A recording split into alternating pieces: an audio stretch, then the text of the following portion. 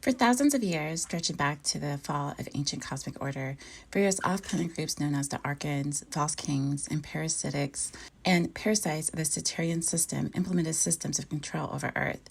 These beings did not originate from the human heart or natural creation. Instead, they operated through inversion, hierarchy, and emotional manipulation. Their power did not come from within, but from harvesting the life force of others, especially from the feminine principle of the womb. So who are they? The Archons are artificial, non-soul-based beings that hijack organic creation through mind control and inversion. The Saturnian cults are off-planet lords and priesthoods aligned with the cube and ring of Saturn. They created time loops, artificial karma cycles, and systems of delay and distortion. The false kings, beings who claim divine rule through bloodline, but who severed themselves from source. Their kingdoms were built on stolen energy, emotional harvest, and worship. These groups work together across dimensions to maintain control over Earth and human consciousness. So how long this has been happening? These systems have been in place for at least 6,000 to 10,000 years in Earth time, since the fall of ancient matriarchal and Earth-based societies.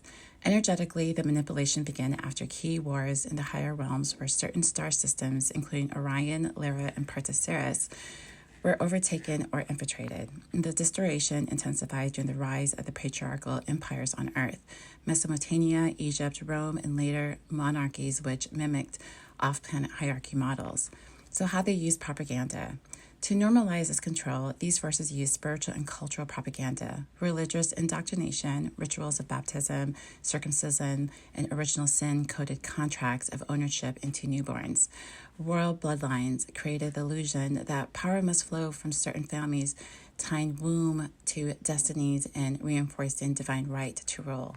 Romanticized suffering. Emotional pain was glamorized or spiritualized. Example, martyrdom, sacrifice, or karma to justify energetic drain. Inverted feminism. True womb power was either suppressed or distorted, either shamed, sexualized, or empowered in ways that still fed external systems.